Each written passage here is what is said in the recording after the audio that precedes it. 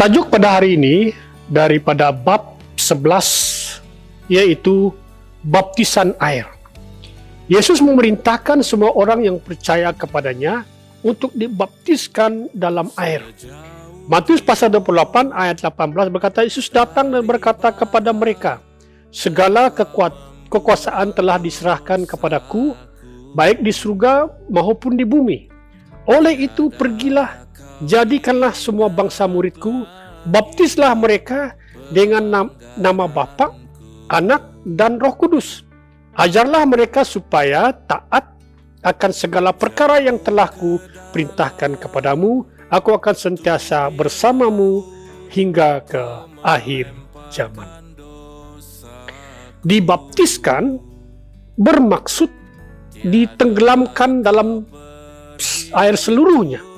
Ketika seorang bertobat dari dosanya dan percaya Yesus mati baginya, di hadapan banyak saksi, dia harus dibawa ke air dan ditenggelamkan ke dalamnya, kemudian dia diangkat lagi. Mengapa Yesus memerintahkan orang-orangnya yang beriman untuk melakukan perkara yang sepertinya aneh ini? Nah, kita akan melihat pengertian baptisan air. Pengertian baptisan air yaitu adalah kunci kehidupan kekristenan yang penuh kemenangan dan kebebasan. Tindakan masuk ke dalam air dan bangkit dari dalamnya menggambarkan apa yang telah terjadi pada seseorang beriman.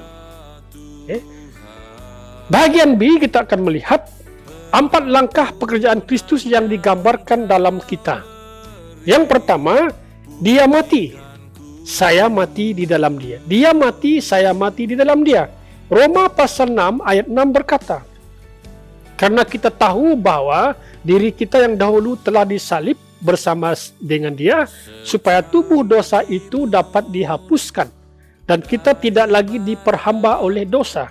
Ayat 7, karena sesiapa yang telah mati, dia dibebaskan daripada dosa. Pengertian yang kedua ialah, dia dikuburkan, saya dikuburkan bersama dia. Dia dikuburkan, saya juga dikuburkan bersama dengan dia. Roma pasal 6 ayat 3 berkata, atau tidak tahukah kamu bahwa kita semua yang dibaptis dalam Yesus Kristus telah dibaptiskan ke dalam kematiannya. Melalui baptisan itu, kita dikuburkan dengan dia dan ikut mati bersama dia. Demikian juga sebagaimana Kristus dibangkitkan daripada kematian melalui kemuliaan Allah Bapa, kita juga dapat menikmati kehidupan baru. Yang ketiga, dia dibangkitkan, saya mempunyai kehidupan baru di dalam dia. Dia dibangkitkan, saya mempunyai kehidupan baru di dalam dia. Roma pasal 6 ayat 4 berkata, melalui baptisan itu kita dikuburkan dengan dia dan ikut bersama dia. Demikian juga sebagaimana Kristus dibangkitkan dari kematian melalui kemuliaan Allah Bapa, kita juga dapat menikmati kehidupan baru. Hal yang kelima, jika kita disatukan dalam Kristus, maka kita turut mati bersama dia. Maka tentulah kita akan disatukan dengan dia dalam kebangkitan semuanya. Yang keempat, dia terangkat ke surga, saya pula juga terangkat dalam dia. Dia naik ke surga, saya naik ke surga bersama dengan dia. Efesus pasal 2 ayat 6, Allah telah membangkitkan kita bersama dengan dia, Yesus, serta menundukkan dia bersama-sama dengan dia di surga. Baptisan air adalah satu upacara penguburan Anda. Suatu upacara penguburan bukanlah untuk membunuh seseorang. Upacara ini diadakan apabila orang itu telah mati, dan karena Anda telah mati dalam Kristus, Anda menguburkan kehidupan yang lama dalam baptisan air.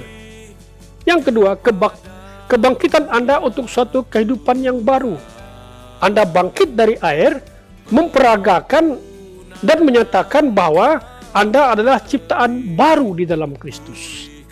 Benarlah Roma kata, ayat bab 6 kata, ayat 8, jika kita telah mati bersama Kristus, kita percaya bahwa kita akan hidup dengan dia juga. Karena kita tahu bahwa oleh sebab Kristus telah dibangkitkan dari kematian, dia tidak mungkin mati lagi. Kematian tidak berkuasa atasnya lagi. Dengan kematiannya dia telah mati kepada dosa untuk sekali selama-lamanya. Tetapi dengan kehidupannya dia hidup kepada Allah. Demikian juga anggaplah dirimu telah mati kepada dosa tapi hidup kepada Allah dalam Kristus Yesus. Dua macam kerjaan kita membaca daripada Kolose pasal 1 ayat 13. Okay. Dia telah melepaskan kita dari kuasa kegelapan dan memindahkan kita ke dalam kerajaan anaknya yang dikasihinya.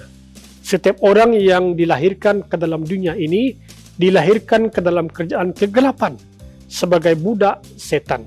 Tidak ada jalan keluar dari kerajaan ini kecuali melalui kematian, dan tidak ada jalan menuju kerajaan Allah kecuali melalui kelahiran. Itulah sebabnya Yesus menjadi keduanya, mati dan kelahiran, kematian dan kelahiran baru bagi kita untuk kita supaya kita boleh hidup. Okay. Yesus menjadikan baik kematian maupun kelahiran baru kita, dan hal ini kita lalui di dalam baptisan air. Okay. Dua kerajaan. Okay. Yang pertama, dua ras, dua suku. I. Okay. Adam yang pertama. Ada dua kerajaan, masing-masing mempunyai dua ras bangsa. Adam menempati kerajaan kegelapan, dan bangsa baru menempati kerajaan Allah, yaitu Adam yang pertama. Karena sama seperti dalam Adam semua mati. 1 Korintus pasal 15 ayat 22 berkata, Adam adalah ayah kita semua, seluruh ras bangsa manusia. Dosa Adam menjauhkan kita dari Allah. Karena dosanya kita semua mewarisi pemberontakan dan sifat yang buruk dan menjadi subjek kematian. Keturunan Adam disebut ras Adam. Adam yang terakhir. Roma pasal 5 ayat 6 berkata, karena engkau tahu ketika kita masih lemah, Kristus mati untuk orang-orang durhaka. Tidak ada jalan Allah yang dapat mengubah kejatuhan ras Adam. Dia harus menentukan akhir dari ras tersebut dan memulai ras yang baru secara keseluruhannya. Yesus adalah Adam yang terakhir. Dia datang sebagai ras terakhir dari garis keturunan Adam dan yang sulung dari ras yang baru.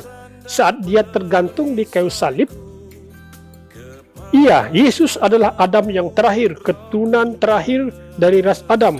Saat dia mati di kayu salib, ras Adam dan dosa-dosa Adam musnah. Saat dia mati di kayu salib, Adam dan dosa-dosa Adam musnah. Sekali lagi saya katakan, Allah memusnahkan ciptaannya yang berdosa di dalam kematian Kristus di kayu salib. Ras Adam mati di dalam Kristus. Manusia ketiga, yang seterusnya adalah, yang pertama adalah Adam yang pertama, Adam yang terakhir, dan manusia yang kedua. 1 Korintus pasal 15 ayat 52 berkata, demikian supaya di dalam Kristus kita semua beroleh hidup. Beroleh hidup. Yesus datang sebagai manusia baru kerjaan dalam kerjaan Allah, di mana ras baru akan diciptakan. Yesus dibangkitkan dari kematian, tidak sebagai Adam yang terakhir, tetapi sebagai manusia kedua, kepala dari ciptaan baru. Karena telah tertulis, manusia Adam yang pertama hidup, Adam yang terakhir yaitu Kristus memberikan roh kehidupan. Manusia pertama sebelumnya berasal dari debu tanah, tetapi manusia yang kedua berasal dari surga. Makhluk-makhluk duniawi yang sama dengan mereka yang berasal dari bumi. Dan sama seperti dia yang datang dari surga, mereka yang datang dari surga. Karena kita telah menjadi sama dengan manusia duniawi, demikian pula kita akan menjadi sama dengan dia yang datang dari surga. ciptaan baru. Yang terakhir adalah ciptaan baru. Oleh karena itu, setiap orang yang berada di dalam Kristus adalah ciptaan baru. Yang lama telah berlalu dan yang baru telah datang. Melalui baptisan air, kita mengumumkan kepada semua orang, teman-teman kita, kenalan kita, bahwa kita tidak lagi bahagian dari ras Adam dan kerajaan kegelapan. Kita adalah ciptaan baru di dalam di dalam Kristus melalui milik dari kerajaan Allah. Dua ras. Yang pertama itu Adam yang pertama, yang kedua Adam yang terakhir, yang ketiga manusia baru, yang keempat yaitu ciptaan baru. Baptisan air. Setiap kita perlu dibaptiskan. Ini adalah perintah daripada Tuhan Yesus Kristus. Apakah komitmen saya? Melalui pelajaran ini, saya sekarang menyadari bahwa kehidupan yang lalu dan segala dosa dan hukumannya sudah dimusnahkan di dalam kematian Kristus. Dan sekarang karena kebangkitan Kristus, saya mendapatkan kehidupan baru yang penuh untuk dijalani. Karena ini merupakan gambaran baptisan air. Saya berjanji untuk dibaptis di dalam air dan membagi kebenaran ini kepada yang lain. Baptisan air.